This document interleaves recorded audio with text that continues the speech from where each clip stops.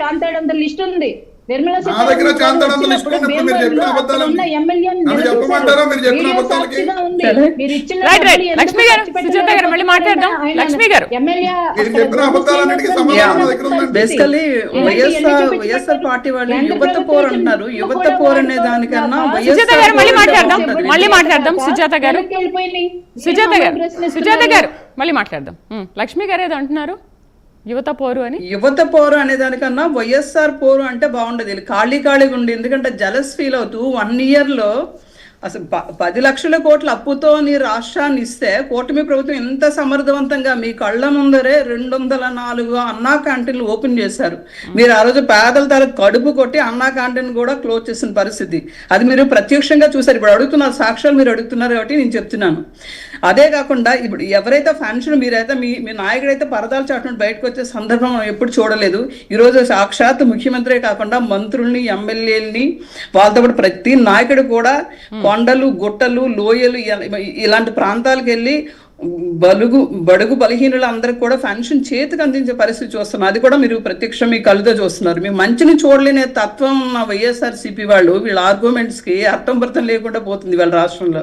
మీరు ప్రతిదీ 1 year and just 1 year, మీరు 5 yearsలో ఒక్క రోడ్డు కూడా మీరు కనీసం బాగా చేయలేదు. కనీసం ఇచ్చిన మాట ఒక్కటి నిలబెట్టుకోలేదు. ఎప్పుడు సంక్షేమం మేము అందరికీ అందిస్తున్నాం అని చెప్పి మీకు ఎవరైతే మీకు కొమ్ము కాస్తున్నారో, ఎవరైతే మీ ఓట్ బ్యాంక్ ఉందో, ఎవరైతే మీకు చక్కగా మీకు అనుకూలంగా ఉంటారో వాళ్ళకి మాత్రమే సంక్షేమాలు ఇచ్చారు. ఇక్కడ కులము కానీ, మతం కానీ, ప్రాంతం కానీ, లేకపోతే భాష కానీ, కనీసం దేశం కూడా చూడలేదు.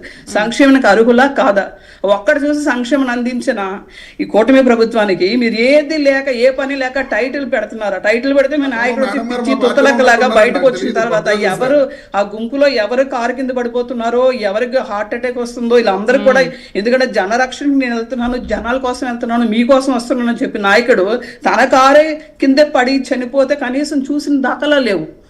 పైగా నోరు ముయించడానికి ప్రయత్నిస్తున్నారు. ఒకరికి 10 లక్షలు ఇస్తారట ఎక్స్గ్రేషియా, ఇంకొకరికి ఏమీ ఉండదంట. మీరు ఆలోచించాలి ఎంత చిత్తశుద్ధితో మీరు రాష్ట్రంలో మీరు ఉన్నారు. ఈరోజు కూటమి ప్రభుత్వం వచ్చిన తర్వాత 1 yearలో మీరు ఏదైతే పని చేస్తున్నామో అది మేము ముందు పెట్టాము.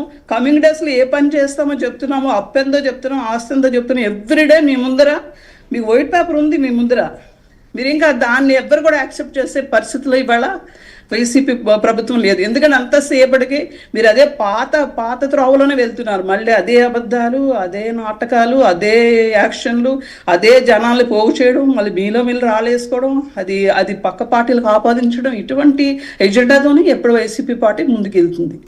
సో ఇంతకన్నా వైసీపీ పార్టీ కోసం చెప్పడానికి ఇక్కడ ఏం లేదు. ఎందుకంటే మీరు ఏం మాట్లాడినా ఎందుకంటే మేము అన్ని సాక్ష్యాలు అడుగుతున్నారు కాబట్టి నేను చెప్పాల్సిన పరిస్థితి వస్తుంది. వాళ్ళ మీతో ఆర్గ్యుమెంట్ చేయడానికి ఈరోజు మీరు రాలేదు. 1 year మా తల్లి సెలబ్రేషన్ మేము ఎంజాయ్ చేయడానికి వచ్చాం బేసికలీ. అదే అర్థం చేసుకోవాలి. గారు, కూటమి మేనిఫెస్టోలో ఉద్యోగులకు, యువతకు ఇచ్చిన హామీల అమలులో ఇటు బీజేపీ కానీ, జనసేన కానీ ఎలాంటి సహకారాన్ని అందిస్తున్నాయి?